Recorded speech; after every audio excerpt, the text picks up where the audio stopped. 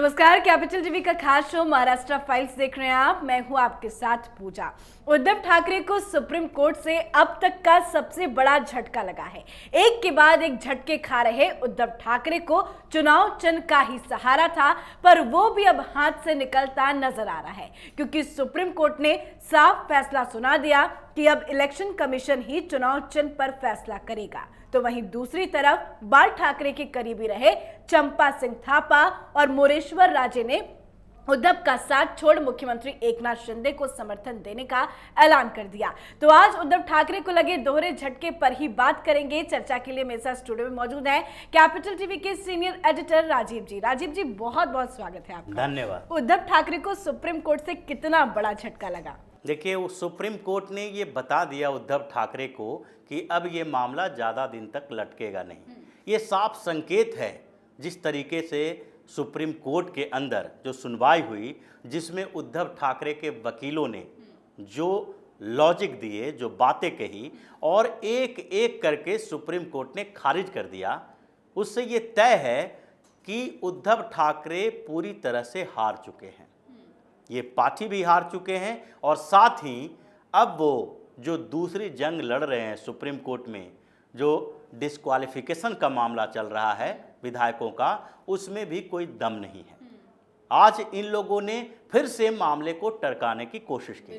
कपिल सिब्बल ने, अभिषेक मनु सिंघवी ने, दोनों ने जो लॉजिक दिए वो सुप्रीम कोर्ट को लगा नहीं कि ये कोई मामला है। उसे भी लगा कि ये बातें पुरानी हैं। आप जो बता रहे हैं वो सिर्फ घटनाओं का जिक्र कर रहे हैं। सिर्फ एक सवाल का जवाब दीजिए कि क्या किसी पार्टी के असली होने या किसी पार्टी पर किसी के अधिकार होने और किसी के सिंबल को किसी को डिस्ट्रीब्यूट करने का अधिकार सुप्रीम कोर्ट का है, स्पीकर का है या इलेक्शन कमीशन का है? इन लोगों ने पहले यही बात कही कि अभी डिस्क्वालिफिकेशन का मैटर चल रहा है। जब तक ये तय नहीं हो जाता कि जो विधायक शिवसेना के खिलाफ, यानी कि उद्धव ठाकरे के खिलाफ जाकर भारतीय जनता पार्टी के साथ सरकार बनाए, उनको डिस्क्वालीफाई किया जा सकता है कि नहीं। उन्होंने इसके लिए कई उदाहरण दिए। उस समय के उदाहरण दिए कि जब बैठक बुलाई गई विधायक दल की तो ये लोग शामिल नहीं हुए। उसके अगले दिन ये लोग गुजरात चले गए, फिर गुवाहाटी चले गए और वहाँ से फिर जब दूसरी बार बैठक बुलाई गई और नोटिस भेजा गया तो ये लोग फिर महाराष्ट्र में आए और फिर इन्होंने भारतीय जनता पार्टी के साथ सरकार बना ली। लेकिन ये पूरी कहानी जो इन लोगों ने बताई कि आखिरकार एकनाथ शिंदे ने इलेक्शन कमीशन में किस आधार पर शिवसेना पर अपने अधिकार का दावा किया। तो सुप्रीम कोर्ट में अलग अलग जजों ने, जो संवैधानिक पीठ है, कॉन्स्टिट्यूशनल बेंच है, 5 जज हैं वहाँ पे, इन लोगों ने उनसे सवाल पूछा कि अगर कोई विधायक पार्टी से निकाल दिया जाता है तो वो विधायक उस पार्टी का तो नहीं रहेगा, लेकिन विधायक तो रहेगा। अगर विधायक रहेगा तो उसके पास कौन सा सिंबल होगा? इस बात का जवाब इन लोगों के पास नहीं था। ये लोग बार बार लोकतंत्र की बात कर रहे थे, बार बार इसके लिए जोर दे रहे थे कि अगर ऐसे ही पार्टी छोड़कर लोग जाते रहे तो फिर डेमोक्रेसी कैसे बचेगी, आखिरकार सरकार कैसे बचेगी, सरकारें गिरती रहेगी। तो सुप्रीम कोर्ट ने इस बात पर कहा है कि ये डेमोक्रेसी और सरकार बचाने की बात के लिए कोई अथॉरिटी किसी एक व्यक्ति को थोड़ी दी जा सकती है। आप बार बार 10th शेड्यूल की बात कर रहे हैं, जिसमें दल बदल निरोधक कानून जो है वो ये कहता है कि आप सदस्यता के मामले में स्पीकर का पावर होगा, लेकिन स्पीकर का जो पावर होगा उसको कोर्ट में उसको चैलेंज किया जा सकता है। लेकिन यहाँ पर अगर बात सिंबल की है, बात पार्टी की है, तो उसके लिए तो 10th शेड्यूल में है ही नहीं कि स्पीकर फैसला लेगा, सुप्रीम कोर्ट फैसला लेगा या फिर इलेक्शन कमीशन फैसला लेगा। ये तो पूरा स्पष्ट मामला है कि इसके लिए इलेक्शन कमीशन के पास ही जाना पड़ेगा और उसके लिए आधार है इसके पास। जैसा कि ये लोग टालने की कोशिश कर रहे थे, बार बार इस बात का जिक्र कर रहे थे कि अगर कोई पार्टी से बगावत करता है तो वो बगावत करने के बाद अपनी पार्टी बना सकता है। वो कैसे उसी पार्टी पर दावा करेगा? लेकिन नंबर्स जब उधर है तो कैसे बना सकता है नई पार्टी? बिल्कुल, बात यही है कि वो जो एकनाथ शिंदे हैं उन्होंने तो बगावत की ही नहीं।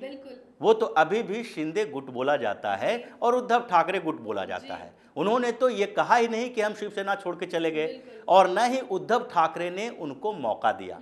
उद्धव ठाकरे पार्टी प्रेसिडेंट थे, और उस समय अगर उद्धव ठाकरे को यही कपिल सिब्बल, अभिषेक मनु सिंघवी ये लोग सलाह दिए होते, इनसे सलाह ली होती, तो साफ तौर पर यह होता कि आप अविश्वास प्रस्ताव में शामिल हो जाएं, सदन में व्हिप जारी करें और अपने विधायकों को वोट डालने के लिए कहें। अगर उस समय शिंदे गुट के विधायक उनके पक्ष में वोट नहीं डालते तो वो शिवसेना से उन्हें निष्कासित कर सकते थे, उनकी सदस्यता पर सवाल उठाते, और उस समय ऐसा हो सकता था कि चूंकि एकनाथ शिंदे के पास 2/3 विधायक थे, तो ऐसी स्थिति में उन लोगों की सदस्यता तो नहीं जाती, लेकिन उन्हें पार्टी से बाहर तो किया जाता। वो अपनी पार्टी बनाते, वो इस पार्टी पर दावा नहीं करते। लेकिन उद्धव ठाकरे ने जल्दीबाजी में यह फैसला लिया। उस समय उद्धव ठाकरे अविश्वास प्रस्ताव से पहले ही उन्होंने इस्तीफा दे दिया। जब एक भी दिन व्हिप जारी हुआ नहीं, सदन में इन लोगों को बुलाया ही नहीं गया, तो ऐसे में दल बदल निरोधक लागू कहाँ होता है? क्योंकि दल बदल निरोधक कानून जो लागू होता है 10 शेड्यूल में, वो तो इसी आधार पर लागू होता है कि सदन की कार्रवाई में अगर किसी भी मुद्दे पर कोई बिल पास कराना है या फिर कोई दूसरा मामला चल रहा है, तो उस समय वोट देने के लिए आप व्हिप जारी करते हैं। ऐसा कोई कानून नहीं है कि आप जब चाहें, पार्टी हाईकमांड की बुलावा आया और उन्होंने विधायक दल की बैठक बुलाई, पार्लियामेंट्री अफेयर्स की बैठक बुलाई, सांसदों और विधायकों को जब अपने पास बुलाया तो वो दौड़े दौड़े आ जाएं, अगर नहीं आएंगे तो उनको उनकी सदस्यता रद्द कर दी जाएगी। ये तो नियम ही नहीं है। तो यही सुप्रीम कोर्ट में चला, और इसके बाद सुप्रीम कोर्ट ने कहा कि चुनाव आयोग को अपनी कार्रवाई करने देनी चाहिए। इसका मतलब है कि एकनाथ शिंदे को जीत मिली है और शिवसेना पर कब्जा उन्हीं के होने का पूरा संकेत मिल रहा है। मतलब इलेक्शन कमीशन की तरफ से भी बहुत जल्द फैसला आ जाएगा, क्योंकि इलेक्शन कमीशन ने यही किया है। इलेक्शन कमीशन ने दोनों को नोटिस भेजा था कि भाई अपने अपने दस्तावेज दें कि कितने लोग आपके साथ हैं। अब रिप्रेजेंटेटिव बॉडी क्या है और उसके बाद जो संगठन में किसका कब्जा है, ये दोनों के दस्तावेज उनके पास होने चाहिए और उसी के आधार पर फैसला होता है। तो अगर बात की जाए जनप्रतिनिधि की जो चुन के आए हैं, उसमें भी एकनाथ शिंदे के पास समर्थन ज़्यादा है, विधायक भी ज़्यादा हैं, सांसद भी ज़्यादा हैं, कारपोरेटर भी ज़्यादा हैं। और अभी जो चुनाव हुए हैं महाराष्ट्र में, जो अलग अलग क्षेत्रों में नगर पालिका के, उसमें भी ज़्यादा लोग शिंदे के जीत के आए हैं। तो ऐसी स्थिति में जब राष्ट्रीय स्तर पर देखा जाए तो अभी तक 15 राज्यों के संगठन में से 12 राज्य प्रमुख हैं जो शिंदे के साथ आ चुके हैं। फिर विधायक, सांसद, संगठन में लोग सारे जब इनके पास है, जिनके दस्तखत और सबूत दस्तावेज के साथ सौंपा जाएगा इलेक्शन कमीशन को, तो इलेक्शन कमीशन किसके पक्ष में फैसला देगा? इलेक्शन कमीशन को तो ये बताना है कि भाई 10 लोग इनके साथ हैं, 40 लोग हमारे साथ हैं। तो फिर 40 लोगों के वाले जो हैं उसी को तो असली शिवसेना माना जाएगा।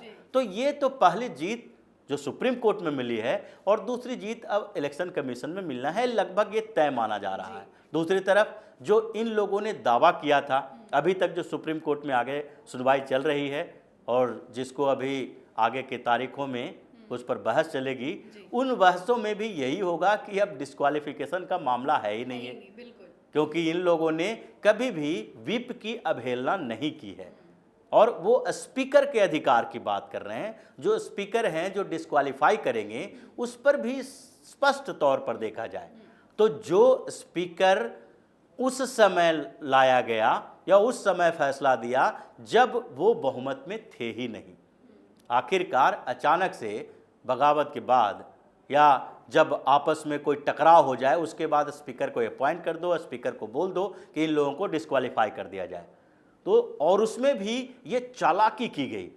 विधायक इनके पास 40 हैं और आपने 14 विधायकों की लिस्ट सौंपी कि इन लोगों को डिस्क्वालीफाई करो, क्योंकि आपको पता था 40 को नहीं कर सकते, फिर तो स्थिति ये हो जाएगी कि इनकी सदस्यता बनी रहेगी।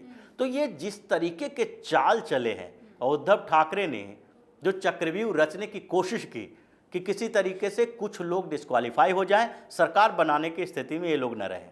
दूसरे तरीके इन लोगों को हम बाहर न करें और शिवसेना के अंदर ही रहे, तो जो और बचे हुए विधायक हैं वो इस डर से हमारे साथ आ जाएंगे कि वो 14 लोगों की सदस्यता तो खत्म हो गई, हमारी भी बारी आ सकती है। तो ये डर जो पैदा करने की कोशिश की है, वही कारण है कि इन लोगों को अब सुप्रीम कोर्ट में दूसरी बार फिर से हार का सामना करना पड़ेगा। मतलब अब साफ है कि उद्धव ठाकरे को नए सिंबल की तैयारी कर लेनी चाहिए। बिल्कुल तैयारी करनी चाहिए, और सिंबल लेने से भी, पार्टी बनाने से भी कुछ होने वाला नहीं है, क्योंकि हर दिन पता चल रहा है कि उद्धव ठाकरे की स्थिति जी बिल्कुल, मैं कमजोर इसी पे आ रही थी, क्योंकि हर दिन ये भी पता चल रहा है कि उद्धव ठाकरे के जो करीबी रहे हैं, जिन्होंने सालों तक मातोश्री में अपनी सेवा दी है, जो बाला साहब के अंतिम संस्कार तक रहे हैं, वो भी अब उद्धव ठाकरे का साथ छोड़ रहे हैं। बिल्कुल, ये अगर देखा जाए तो एक बहुत बड़ी बात है किसी भी व्यक्ति के लिए, और उसमें भी किसी पॉलिटिशियन के लिए।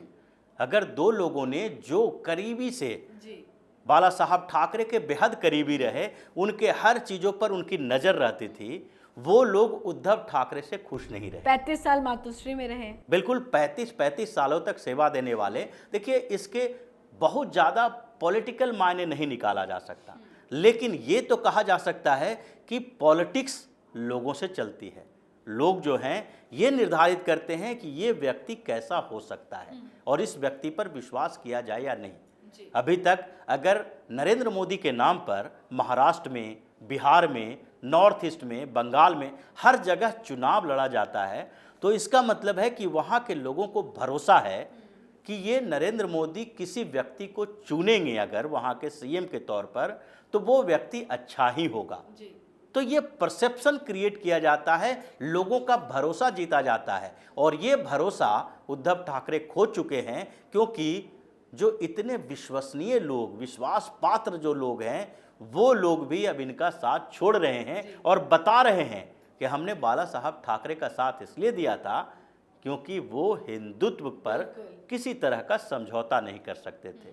और आज उद्धव ठाकरे उसी से समझौता कर रहे हैं, विचारधारा बदल चुके हैं, और अभी जो बाला साहब की विचारधारा है वो एकनाथ शिंदे के साथ है, इसलिए अब एकनाथ शिंदे का ही साथ देंगे। ये बड़ा परसेप्शन है महाराष्ट्र के लिए। महाराष्ट्र के जनता को ये लगेगा कि आखिरकार जब उनके इतने बेहद करीबी लोग भी ये समझ गए हैं कि उद्धव ठाकरे एक धोखेबाज हैं, वैचारिक रूप से वो बाला साहब ठाकरे के उत्तराधिकारी बनने के लायक नहीं हैं, तो फिर उद्धव ठाकरे किस मुंह से वोट मांगने के लिए बाला साहब ठाकरे के नाम पर जाएंगे।